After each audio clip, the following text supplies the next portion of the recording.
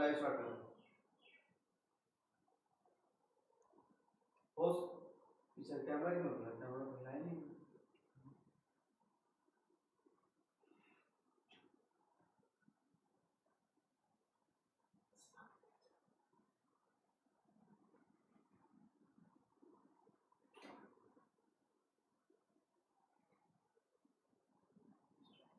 Hello, welcome learners. I am Professor Sunil Kumar from School of Management Studies, Indira Gandhi National Open University. So, well learners, today we will discuss very important basic terminologies which are very frequently used in accounting or while preparing the financial statements. So, well friends, today my request to all of you is that you please listen to this lecture very carefully and enjoy it. I am sure that you will enjoy it and you will be benefited from this lecture as far as the accounting terminology and the preparation of financial statements are concerned. So, let me discuss all these accounting terminologies one by one. The first one is asset. So, well learners, you all are well aware that in all the business, the proprietor has the assets or liabilities.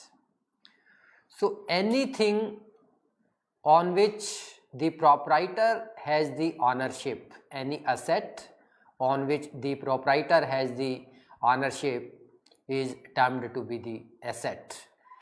The asset may be a fixed asset or the current assets. So, here I would like to make it very clear to my learners that what constitute the fixed asset and what constitute the current asset. So, well friends, when we talk about fixed asset, so these are the assets generally used in the business to manufacture the goods. So, these are the assets which are not meant for resale.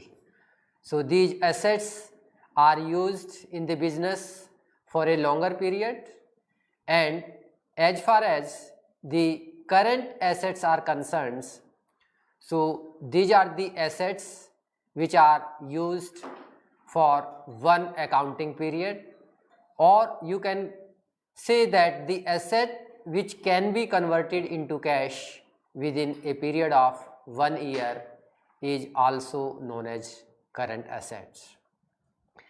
Then the tangible asset. So, well learners, you might have heard about tangible assets. So, these tangible assets are those assets which we can see, which we can touch, like this table. This table is the tangible asset. We can see this table, we can touch this table. So, any asset which we can see, which we can touch is known as tangible asset, like plant, machine, land, building, furniture. So, these are the assets which are known as tangible asset. Then intangible asset. Well friends, the intangible assets are those assets which we cannot see, which we cannot touch, but of course we can realize, we can experience. Say for example, goodwill. So, well learners, you might be well aware about goodwill. Goodwill is something which we have earned over a period of time by our honesty, by our commitment, by our fair dealing, So the asset goodwill which extend the benefit for the business, but this asset cannot be touched, this asset cannot be seen, therefore it is known as intangible assets. There are other examples also like patents, copyright, trademarks. So these are definitely the asset for the business. Since these assets cannot be touched, cannot be seen, therefore these assets are known as intangible assets. Then wasting assets. So well friends, very frequently you might have come across about the wasting assets. So these are the assets which can be used by the business over a period of time. Well friends, you might have heard about the coal mines. तो जब भी हम mines को use करते हैं तो उन mines से हम निकालते क्या हैं? उन माइंस से हम मिनरल्स निकालते हैं। तो जैसे जैसे समय बीतता जाता है हम माइन से मिनरल्स निकालते जाते हैं और जैसे जैसे समय बीतता जाता है इन वेस्टिंग एसेट्स की वैल्यू भी कम होती जाती है। और जब उस माइन से मिनरल कंप्लीटली एक्सट्रैक्ट कर लिया जाता है, पूर्णतया वहाँ से मिनरल्स निकाल लिया जाता है, तो उसकी वैल्यू नील हो जाती है। लाइकवाइज ऑयल वेल ऑल्सो, कि जैसे जैसे हम जो तेल के कुएं होते हैं वहाँ से हम तेल निकालते हैं, तो जैसे जैसे हम तेल निकालते जाएंगे उसकी वैल्यू कम होती चली जाएगी।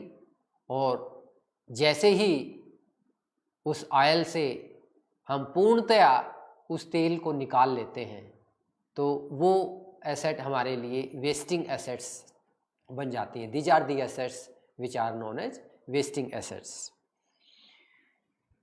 जब हम एसेट्स की ही बात करते हैं तो क्यों ना लायबिलिटीज़ की भी बात कर ली जाए, क्योंकि व्यापार में एसेट्स और लायबिलिटीज़ यानी कि परिसंपत्तियां और दायित्व दोनों ही साथ साथ चलते हैं।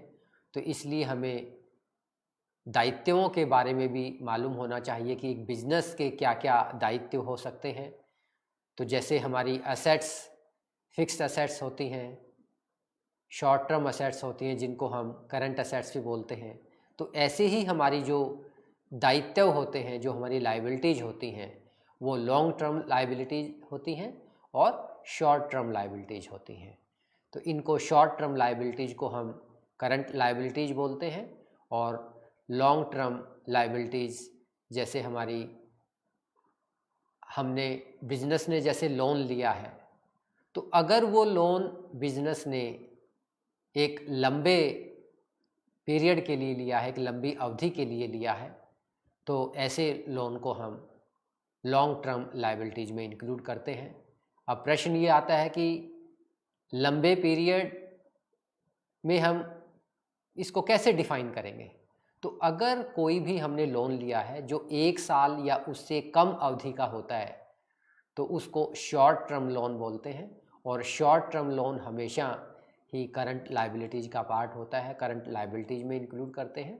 और 1 वर्ष से अधिक की अवधि के लिए अगर हमने कोई लोन लिया है तो ऐसे ऋण को, ऐसे लोन को हम लॉन्ग टर्म लायबिलिटीज़ में इंक्लूड करते हैं।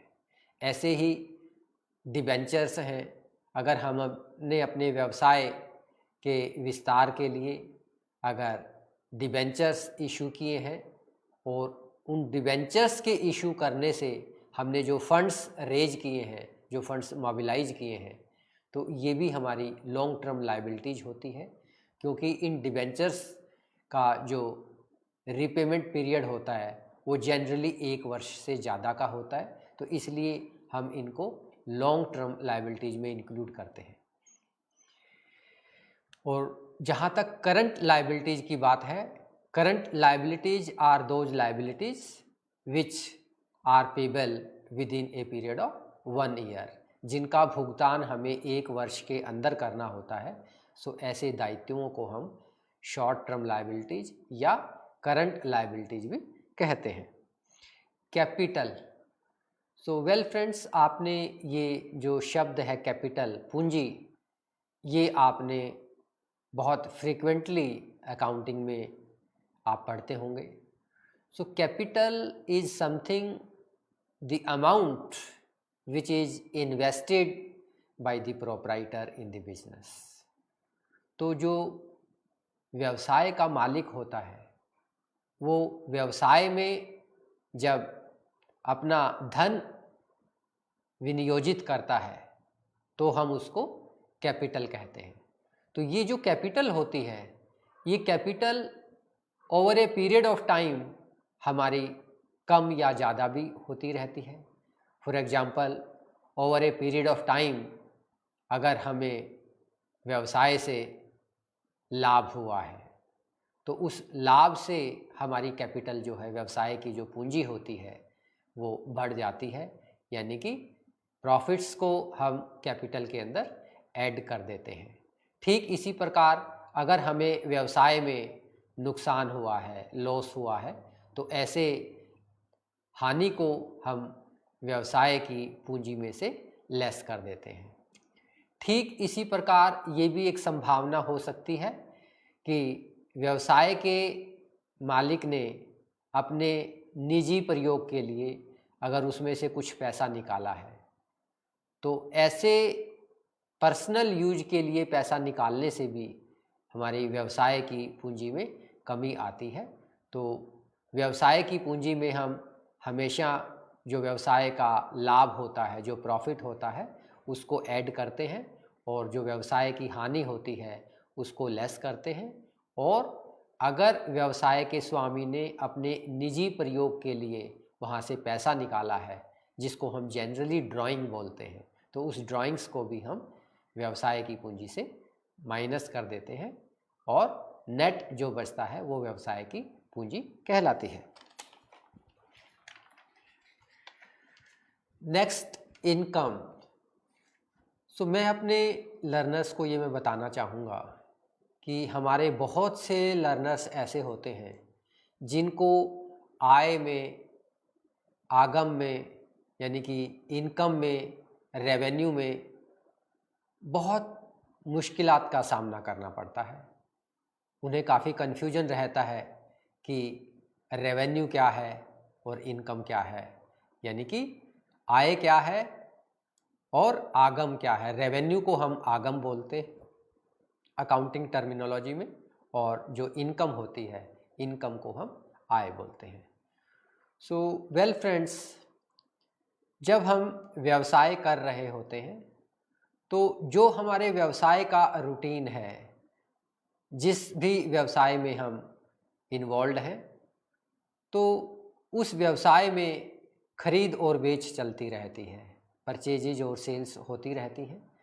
तो अगर हम व्यवसाय में जो मर्चेंटाइज है, जो गुड्स है जिसका हम उत्पादन करते हैं, या जो सेवाएं हैं, हम सेवाएं प्रदान करते हैं अपने ग्राहकों को, तो उनके प्रदान करने से जो हमें अमाउंट प्राप्त होता है उसको हमेशा रेवेन्यू कहा जाता है। अब प्रश्न ये उठता है कि जो हम सेल्स करते हैं, सेल्स का जो अमाउंट होता है उसे हम क्या बोलते हैं? रेवेन्यू बोलते हैं। तो ये जो हमने गुड्स सोल्ड किया है, तो इस गुड्स की भी कुछ ना कुछ कॉस्ट जरूर रही होगी। तो इसकी गुड्स को मैन्युफैक्चर करने में जो हमें एक्सपेंसेस इनकर करने पड़े, तो अगर हम सेल्स में से कॉस्ट ऑफ गुड्स सोल्ड, यानी कि जो माल हमने बेचा है उसकी अगर हम लागत घटा दें, कॉस्ट ऑफ गुड्स सोल्ड, उस पे जो हमने एक्सपेंसेस किए हैं, जो बेचे गए माल की लागत है, तो अगर हम उसको घटा देते हैं, किस में से? सेल्स में से घटा देते हैं, तो उसको आय कहा जाता है, उसको इनकम कहा जाता है। तो मैं अपने लर्नर्स को ये मैं ज़रूर बताना चाहूँगा कि इसमें बिल्कुल भी उनको कंफ्यूज होने की ज़रूरत नहीं है, उन्हें बिल्कुल क्लियर होना चाहिए। और मैं ये विश्वास करता हूँ कि अगर आज आपको ये जो अकाउंटिंग टर्मिनोलॉजीज हैं इनको आपने अच्छे से लर्न किया, अच्छे से समझने की कोशिश की, तो ये चीज़ें बहुत छोटी छोटी हैं और बहुत फ्रीक्वेंटली यूज होती हैं जब हम फाइनेंशियल स्टेटमेंट्स बनाते हैं। लेकिन हमें इन अकाउंटिंग टर्मिनोलॉजीज के बारे में क्लैरिटी नहीं होती है, तो क्लैरिटी ना होने की वजह से जो हमारे फाइनेंशियल स्टेटमेंट्स हैं उनको भी हम बनाने में गलती करते हैं।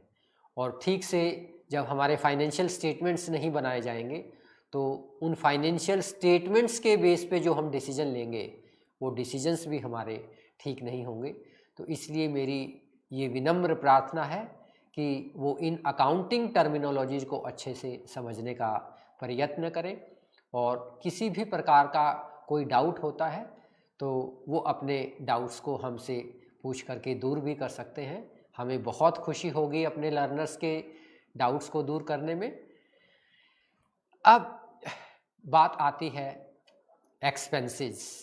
एक्सपेंसेस क्या होते हैं? लर्नर्स, जब हम अपने व्यवसाय में लीन होते हैं, जब हम अपने व्यवसाय को सुचारू रूप से चलाते हैं, और व्यवसाय को सुचारू रूप से चलाने के लिए जो हमें रूटीन एक्सपेंडिचर्स, रूटीन एक्सपेंसेस करने पड़ते हैं, फॉर एग्जांपल्स हमारा प्रिंटिंग का एक्सपेंसेस है, हमारा स्टेशनरी का है, हमारा पोस्टेज का है, हमारा लाइटिंग का है। तो ये जो हमारे रूटीन एक्सपेंसेस हैं, और माल को निर्मित करने के लिए, गुड्स को मैन्युफैक्चर करने के लिए जो हम रूटीन एक्सपेंसेस करते हैं वो हमारे व्यवसाय के लिए एक्सपेंसेस कहलाते हैं।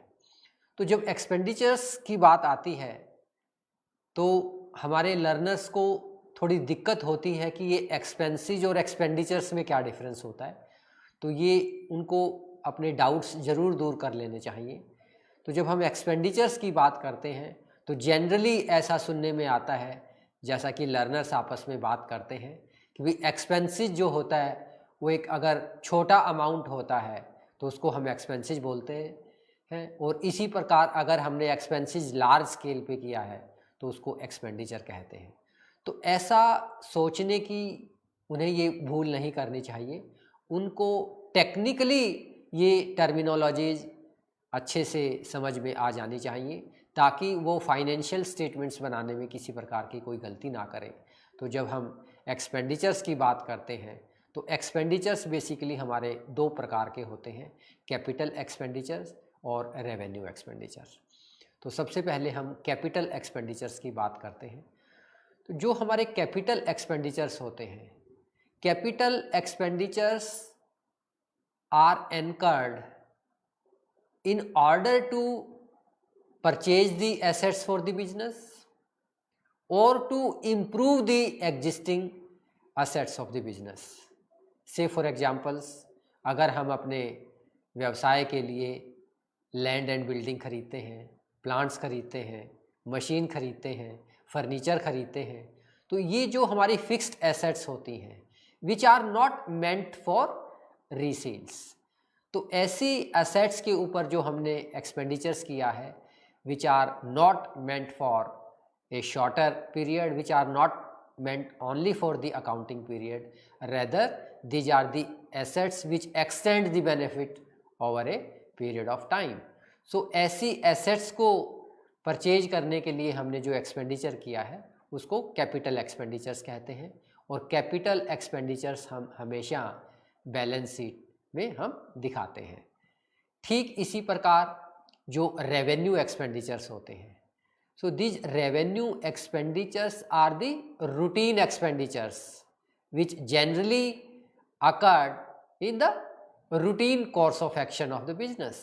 से फॉर एग्जांपल्स, व्यवसाय के लिए आप माल खरीदते हैं, व्यवसाय के लिए आप मजदूरी का भुगतान करते हैं, व्यवसाय के लिए आप कॉल यूज करते हैं, व्यवसाय के लिए आप पोस्टेज यूज करते हैं, व्यवसाय के लिए आप टेलीग्राम, प्रिंटिंग, स्टेशनरी, लाइटिंग पे जो एक्सपेंसेस करते हैं which are of routine in nature are known as revenue expenditures.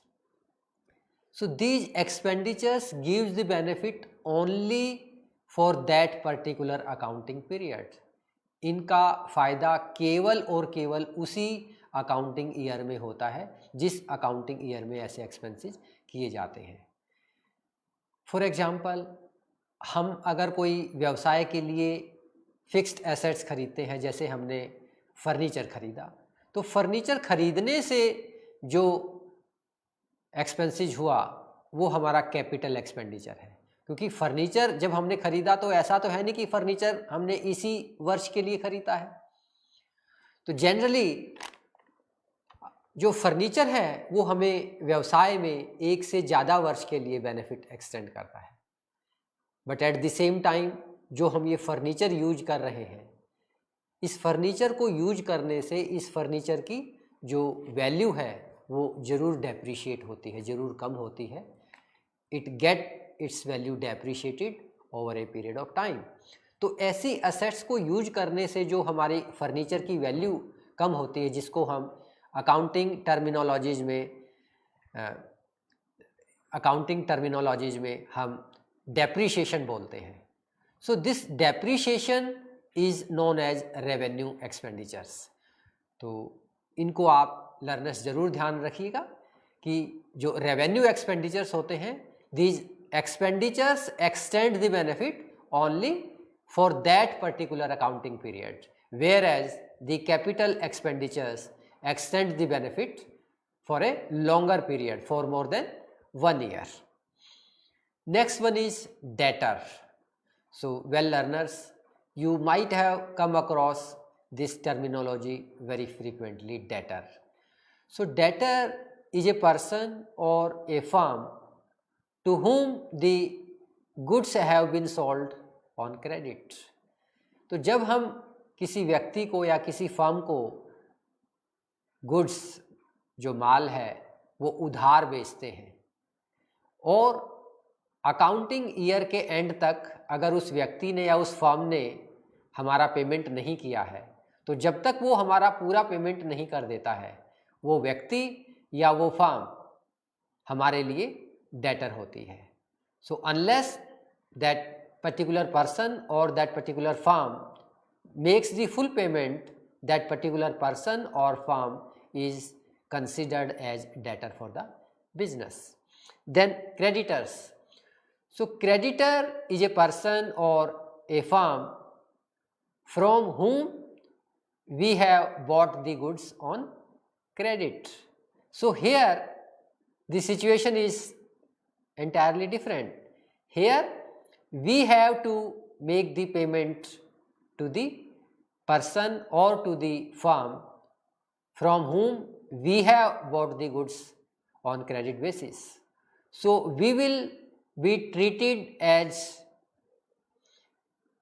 creditor by that particular person or by that particular firm until or unless we make the full payments to the firm from whom we have bought the goods. So that particular person or that particular firm is supplier for us. So therefore that particular person is considered as the creditor for the business.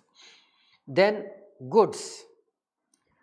So goods include those commodities which are meant for sale. The goods may be known as the routine sort of things. So here the goods manufactured by the firm has to be sold to the customer. Therefore this goods becomes the essential commodities for the business. Then cost. So well friends, the cost is the amount which we have incurred in order to manufacture the goods or in order to render the services. So here it is quite essential to understand that there are some expenses which are actually paid, but here there are some expenses which are considered as the part of the cost, but they are not actually paid. So such expenses are known as notional expenses. Say for example, if I do have my own firm, if I am running a business, and if I am having my own factory, and on account of that I am not supposed to make any payment in the form of rent to anybody else or interest on capital. So these are the expenses which I am not paying in the actual terms, but these are the notional expenses and these are the part of the cost of the goods. Then gain. Well friends, you might be well aware about the difference between gain and profits. I have come across many learners who are not very clear about these terminologies. They are not very much clear about the difference between the gains and the profits. So here, in order to make you understand about the difference between the gains and the profits, well friends, let we discuss the gain first. So gain is something which is not the routine sort of things for the business. Say for examples, if you have sold the furniture or if you have sold the land and building, so if any gains arises on account of sales of furniture, land and building, plant or machine, or any assets of the business is known as gains. Or you can take it that if any legal dispute is going on and if you win that legal dispute, and on account of winning that particular legal dispute, if any gains arises, is known as gains. But as far as the profit is concerned, so my learner should note down two things very clearly about the profits. That profits is something which is a routine sort of things for the business. Say for example, if during a particular period, say for examples, we have the accounting period starting from 1st of April and which comes to an end on 31st of March of the next year. So this accounting period is of 12 months. So all the activities, business activities which are routine in nature and taking place in the business course of action, and on account of that, if any profit arises, that is known as profit. Say for example, during this particular period, if the proprietor matches all the expenses incurred for this particular period with the revenue of this particular period of the business, so if there is any excess of income over expenditure of this particular period of the business is known as profit. तो यहाँ पे जो सबसे ज़्यादा ध्यान देने योग्य बात ये है कि हमेशा जो बिजनेस की कोर एक्टिविटीज़ से, ऑपरेशनल एक्टिविटीज़ से जो हमारे को प्रॉफिट्स होता है, जो हमारी बिजनेस की कोर एक्टिविटीज़ हैं, अगर उन एक्टिविटीज़ से हमें रेवेन्यू ज़्यादा होती है और एक्सपेंसेस कम होते हैं, तो ऐसे एक्सेस को, excess of revenue over expenses is known as profit. Then trade discount and cash discount. तो मैं अपने लर्नर्स को यहाँ पे ये मैं बताना चाहूँगा कि ट्रेड डिस्काउंट क्या होता है और कैश डिस्काउंट क्या होता है, क्योंकि जब तक हमें इन टर्मिनोलॉजीज़ के बारे में अच्छे से अंडरस्टैंडिंग नहीं होगी, हम इनको अकाउंटिंग ट्रीटमेंट ठीक से दे ही नहीं सकते। और जब तक हमारा अकाउंटिंग ट्रीटमेंट ठीक नहीं होगा तो हमारे फाइनेंशियल स्टेटमेंट्स भी ठीक से नहीं बन पाएंगे। तो इसलिए ये अत्यंत आवश्यक है कि कैश डिस्काउंट और ट्रेड डिस्काउंट के मध्य जो अंतर है उस अंतर को ज़रूर अच्छे से समझ लेना चाहिए कि इसमें क्या डिफरेंस है। तो सबसे पहले हम ट्रेड डिस्काउंट लेते हैं। So trade discount is basically given by the seller to the buyer in order to motivate the buyer to buy the goods in bulk. So this trade discount is given to the buyer by the seller to motivate him to buy the goods in bulk. तो जब हम goods bulk में खरीदते हैं, large quantities में खरीदते हैं, तो सेलर जो है वो बायर को ट्रेड डिस्काउंट देता है।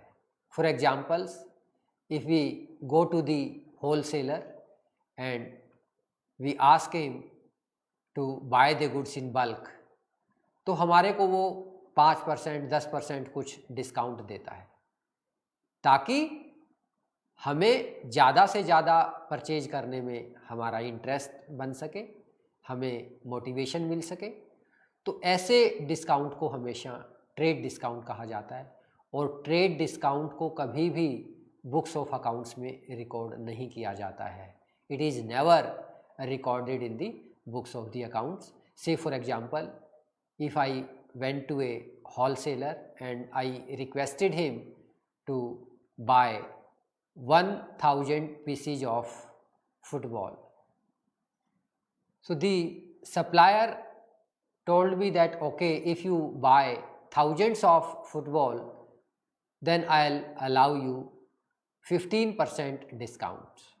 Say for example, if the cost of the football or if the price of the football is, say for example, 100 rupees per football, then the price of 1000 football will be rupees 1 lakh. And if the seller has allowed us 15% discount, so 15% of rupees 1 lakh, that is 15,000. So here the net amount is 85,000. So this amount of rupees 15,000 is never recorded in the books of the account, which the seller has given as a trade discount to the buyer. So the net amount, that is rupees 85,000, will be recorded in the books of the account. So here the main purpose of giving trade discount is to motivate the buyer to buy the goods in bulk.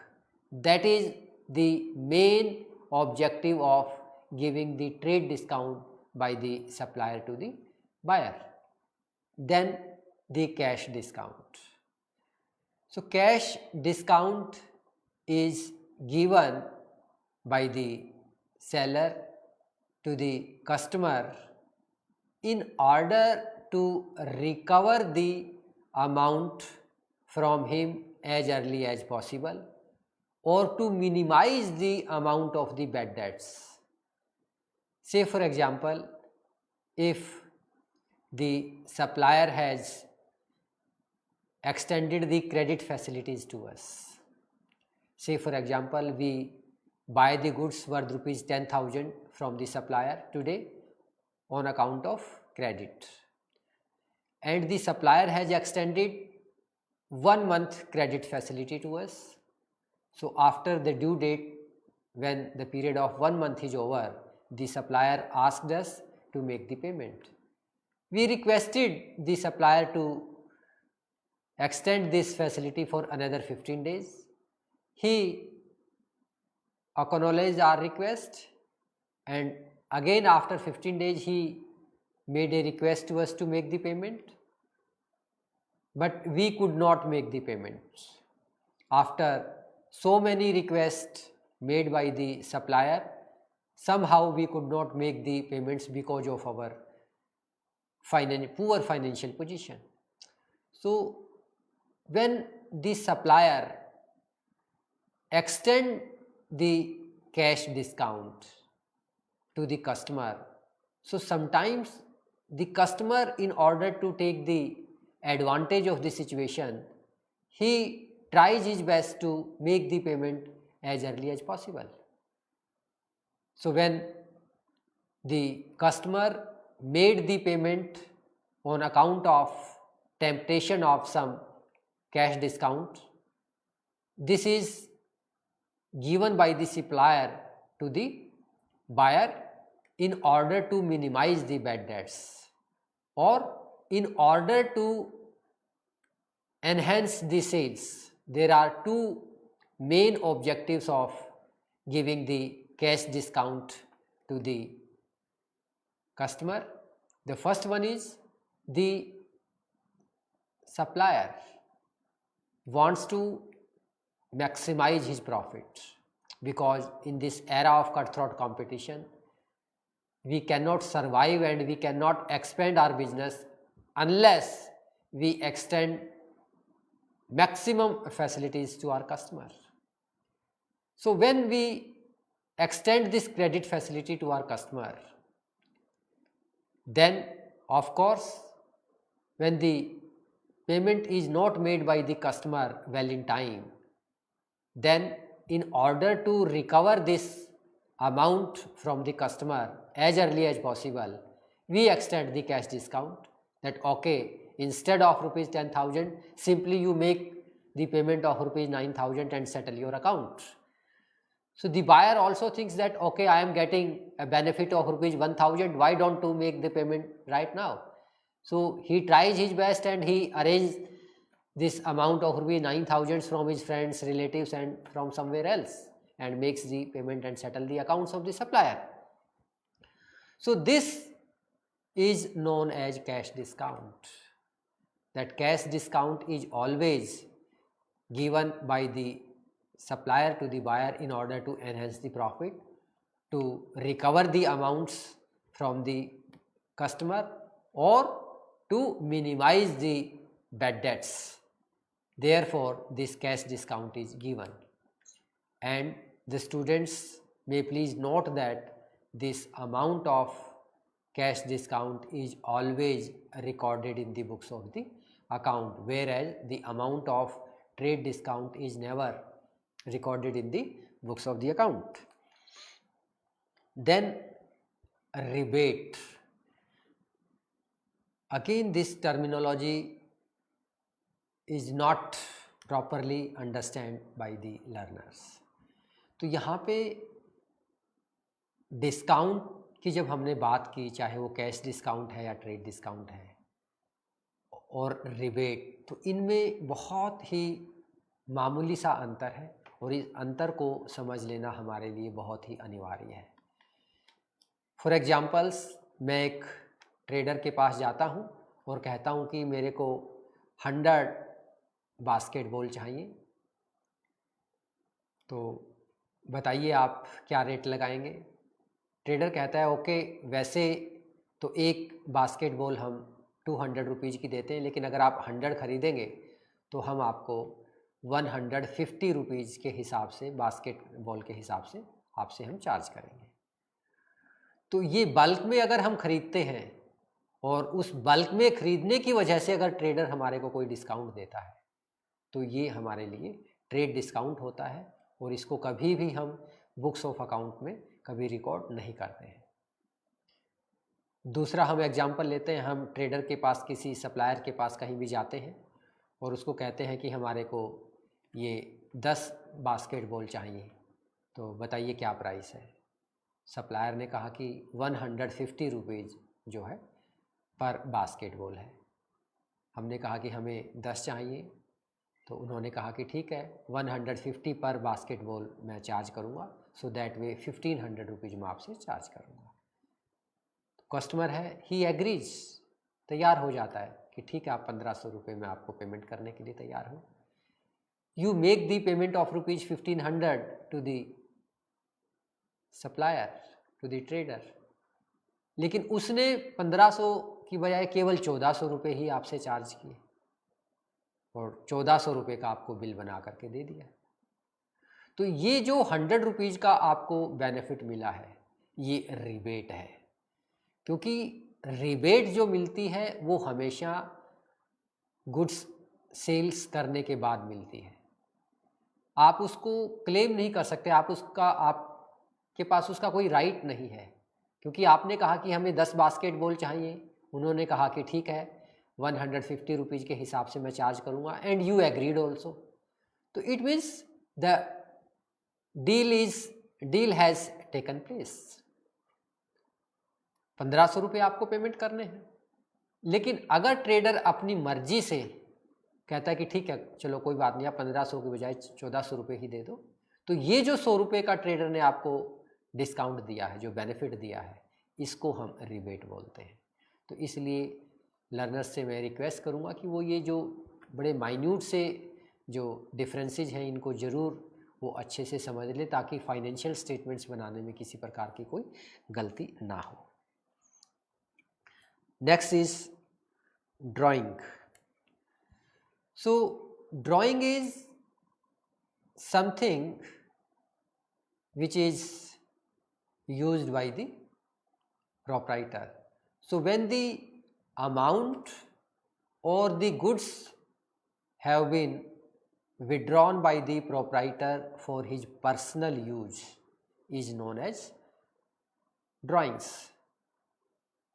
काफ़ी बारी देखने में आता है कि जब व्यवसाय से हम कुछ पैसा अपने पर्सनल यूज के लिए निकाल लेते हैं या व्यवसाय की कुछ संपत्तियों को, कुछ असेट्स को हम अपने पर्सनल यूज के लिए प्रयोग में लाते हैं, तो इसे ड्राइंग कहा जाता है। तो मैंने अपने लर्नर्स को अभी थोड़ी देर पहले बताया था कि जब भी ड्राइंग्स होती है तो ड्राइंग्स हमेशा आपके व्यवसाय की पूंजी को कम कर देती है। तो ड्राइंग्स हमेशा व्यवसाय की पूंजी में से लेस कर दिया जाता है, सबट्रैक्ट कर दिया जाता है, और उसके बाद जो नेट अमाउंट होता है वही नेट अमाउंट ही फाइनेंशियल स्टेटमेंट्स बनाते समय बैलेंस शीट की लायबिलिटी साइड में से जो है हम दिखाते हैं उसको। लॉस। अब मैं अपने लर्नर्स को ये बताना चाहूँगा कि लॉस क्या होता है। लॉस यहाँ पे दो प्रकार से इसको हम देख सकते हैं। एक तो जब हम व्यवसाय करते हैं तो व्यवसाय को करने के, व्यवसाय में बुक्स को मेंटेन्स करने के कुछ अकाउंटिंग प्रिंसिपल्स होते हैं, उन प्रिंसिपल्स को हमें फॉलो करना होता है। तो एक ऐसे ही एक प्रिंसिपल है मैचिंग कंसेप्ट्स। तो इस कंसेप्ट के अंतर्गत हम क्या करते हैं कि उस पर्टिकुलर अकाउंटिंग पीरियड से, फॉर एग्जांपल अगर हमारा 1 अप्रैल 2019 से 31 मार्च 2020 का अगर हमारा अकाउंटिंग पीरियड है, तो इस अकाउंटिंग पीरियड में अगर हमारी जो रेवेन्यूज हैं वो हमारे एक्सपेंसेस से ज़्यादा हो जाती हैं, तो वो क्या होता है हमारा, अगर हमारी रेवेन्यू जो है वो एक्सपेंसेस से ज़्यादा हो जाती है तो वो हमारी इनकम हो जाती है। ठीक इसी प्रकार अगर हमारी ये जो रेवेन्यूज है ये हमारी एक्सपेंसेस से कम रह जाती हैं, यानी कि हमारे एक्सपेंसेस ज़्यादा हो जाते हैं, रेवेन्यूज कम होती हैं, तो ये हमारा एक लॉस होता है। एक तो इसका आस्पेक्ट ये है। इसी का ही एक दूसरा आस्पेक्ट ये भी है कि अगर व्यवसाय के अंदर हमने किसी व्यवसाय की संपत्ति को डिस्कार्ड किया है, किसी व्यवसाय की संपत्ति को अगर हमने बेचा है, और व्यवसाय की संपत्ति के बेचने से अगर हमारे को किसी प्रकार की कोई हानि होती है तो उस हानि को भी हम लॉस कहते हैं। Next one is solvent. So this terminology is very very important. solvent and insolvent. You might have come across these terminologies very frequently while preparing the financial statements. So basically, solvent is a person or a firm which is in a position to make the payment of its debt. अगर कोई भी व्यक्ति जिसने ऋण लिया है, कोई भी फर्म जिसने ऋण लिया है और अपने उस ऋण का आसानी से पेमेंट करने में सामर्थ्य है, तो वो व्यक्ति या वो फर्म सॉल्वेंट कहलाती है। ठीक इसी प्रकार insolvent, a person who is not in a position to make the payment of its debt, or a person or a firm which is not in a position to make the payment of its debts is known as insolvent. Next one is depreciation.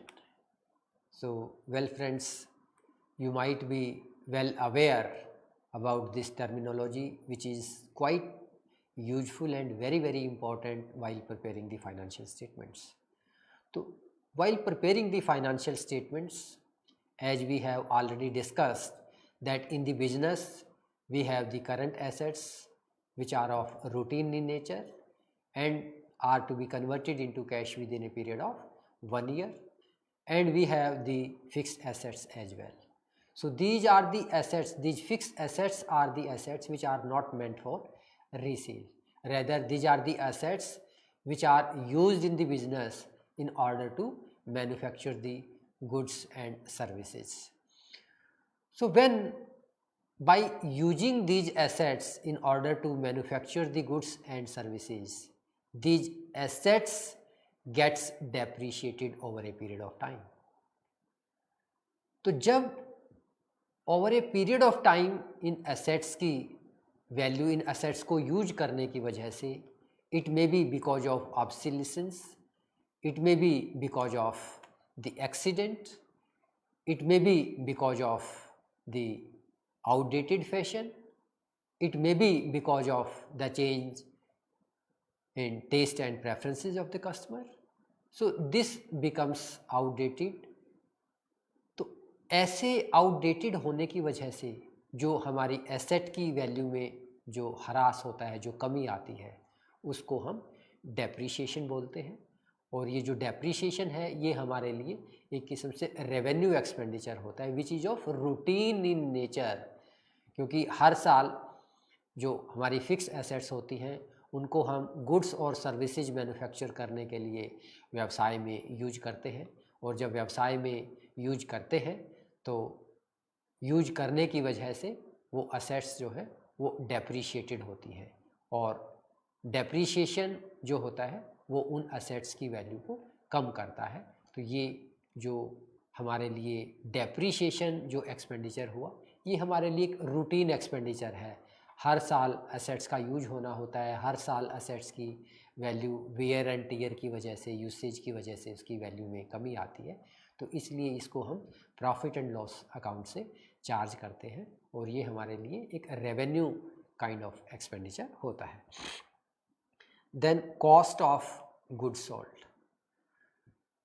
Cost of goods sold, so any expenditures which the trader has incurred, which the manufacturer or which the firm has incurred in order to manufacture the goods. So here the expenses are of two types: direct expenditures and indirect expenditures. So when we talk about cost of goods sold, तो यहाँ पे केवल हम direct expenses की बात करते हैं, और जो डायरेक्ट एक्सपेंसेस होते हैं, such expenses which can easily be traced and attributable to the cost of the product. So for example, किसी भी प्रोडक्ट की कॉस्ट को जब हम निर्धारित करते हैं, तो जो एक्सपेंसेस हमारे प्रोडक्ट की कॉस्ट को ईजिली एट्रीब्यूटेबल हो जाते हैं, फॉर एग्जांपल्स, आप प्रोडक्ट की कॉस्ट प्रोडक्ट बनाने के लिए लेबर को यूज करते हैं, रॉ मटेरियल को यूज करते हैं, तो ये सब हमारे लिए डायरेक्ट एक्सपेंसेस हैं। फिर अगर आप मैन्युफैक्चरिंग प्रोसेस फ्यूल से करते हैं, लाइट से करते हैं, पावर से करते हैं, तो ये हमारे लिए डायरेक्ट एक्सपेंसेस हैं. And the direct expenses which contribute to the cost of the products are known as, which can easily be attributable to the cost of the product are known as direct expenses. यहाँ हम indirect expenses को नहीं लेते हैं और direct expenses हमेशा ही trading account से हम चार्ज करते हैं, जबकि indirect expenses which can not be attributable to the cost of the product directly are always charge to the debit side of profit and loss account. So these terminologies are very important. So my request to my learners is that they should understand the nitty-gritty of these concepts very properly, because the confusion among these important accounting terminology can create a lot of confusion, and ultimately it will lead to the wrong preparation of the financial statements. And if our financial statements are wrong, nobody can, draw proper inferences, nobody can draw a proper decision from the financial statements which are based on the wrong notions, which are based on the wrong decisions. So with this, I request my learners that they stay in touch with us. We will definitely meet again very soon with another topics which are related to the accounting also, and I am pretty sure that the topics which we'll be discussing in the time to come will definitely help them in preparation of the financial statements and will help them to understand these concepts and to understand the financial statements properly. Thank you very much.